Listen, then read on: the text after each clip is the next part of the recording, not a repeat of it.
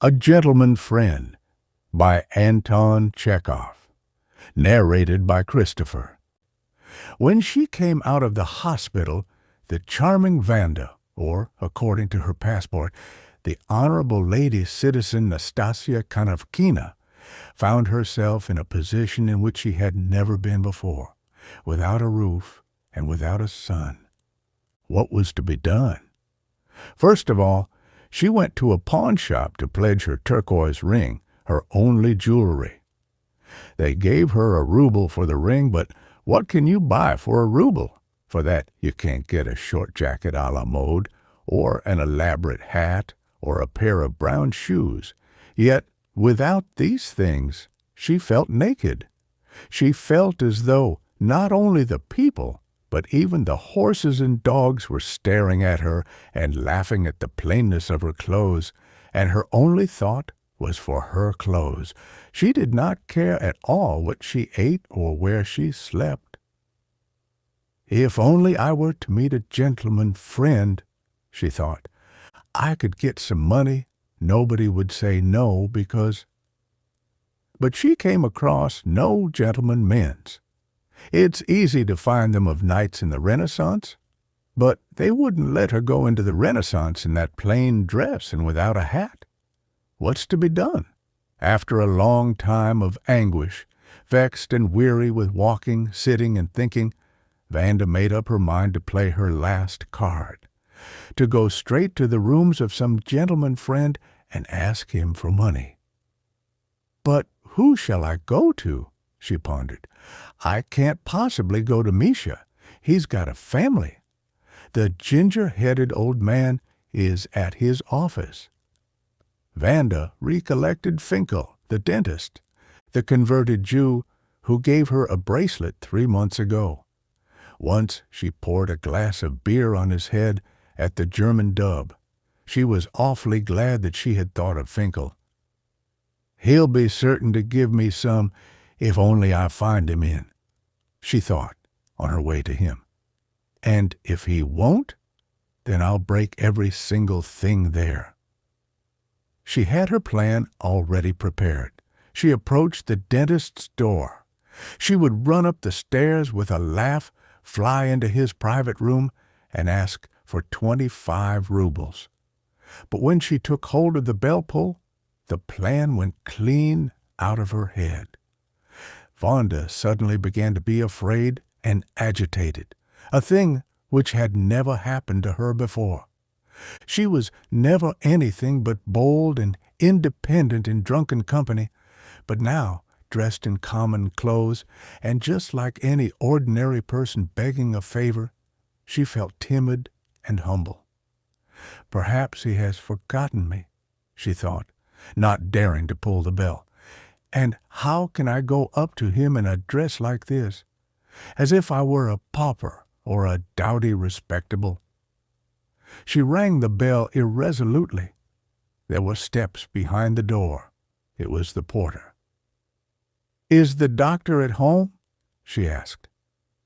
She would have been very pleased now if the porter had said no, but instead of answering, he showed her into the hall and took her jacket. The stairs seemed to her luxurious and magnificent, but what she noticed first of all in all the luxury was a large mirror in which she saw a ragged creature without an elaborate hat, without a modish jacket, and without a pair of brown shoes. And Vanda found it strange that, now that she was poorly dressed and looking more like a seamstress or a washerwoman, for the first time she felt ashamed, and had no more assurance or boldness left. In her thoughts she began to call herself Nastia Konopkina instead of Vanda as she used. "This way, please," said the maidservant, leading her to the private room. "The doctor will be here immediately. Please, take a seat." Vanda dropped into an easy chair.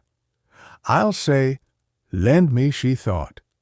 "That's the right thing because we are acquainted, but the maid must go out of the room. It's awkward in front of the maid.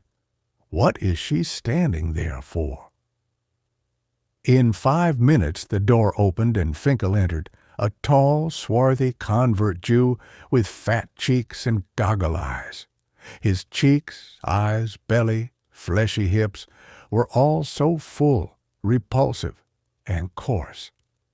At the Renaissance in the German club, he used always to be a little drunk, to spend a lot of money on women, patiently put up with all their tricks. For instance, when Wanda poured the beer on his head, he only smiled and shook his finger at her. But now he looked dull and sleepy. He had the pompous, chilly expression of a superior, and he was chewing something. "What is the matter?" he asked, without looking at Wanda. Wanda glanced at the maid's serious face, at the blown-out figure of Finkel, who obviously did not recognize her, and she blushed. "What's the matter?"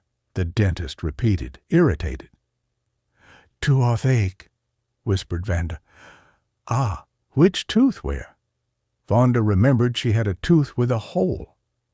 "At the bottom to the right," she said. Open your mouth." Finkel frowned, held his breath, and began to work the aching tooth loose. "Do you feel any pain?" he asked, picking at her tooth with some instrument. "Yes, I do," Wanda lied. "Shall I remind him?" she thought. "He'll be sure to remember. But the maid, what is she standing there for?" Finkel suddenly snorted like a steam engine straight into her mouth and said, "I don't advise you to have a stopping. Anyhow, the tooth is quite useless." Again he picked at the tooth for a little and soiled Vanda's lips and gums with his tobacco-stained fingers. Again he held his breath and dived into her mouth with something cold. Wanda suddenly felt a terrible pain, shrieked, and seized Finkel's hand. "Never mind," he murmured. "Don't be frightened. This tooth isn't any use." And his tobacco-stained fingers, covered with blood, held up the extracted tooth before her eyes. The maid came forward and put a bowl to her lips. "Rinse your mouth with cold water at home," said Finkel. "That will make the blood stop." He stood before her in the attitude of a man impatient to be left alone at last. "Goodbye," she said, turning to the door. And who's to pay me for the work?" Finkel asked, laughingly. "Ah, yes."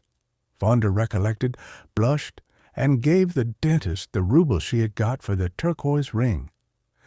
When she came into the street, she felt still more ashamed than before, but she was not ashamed of her poverty any more, nor did she notice any more that she hadn't an elaborate hat or a modish jacket. She walked along the street spitting blood, and each red spittle told her about her life, a bad, hard life, about the insults she had suffered and had still to suffer tomorrow, a week, a year hence, her whole life, till death. "Oh, how terrible it is," she whispered. "My God, how terrible!"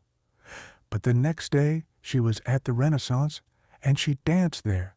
She wore a new immense red hat, a new jacket à la mode, and a pair of brown shoes. She was treated to supper by a young merchant from Kazan. The end of the story. Like, comment and subscribe to support the channel.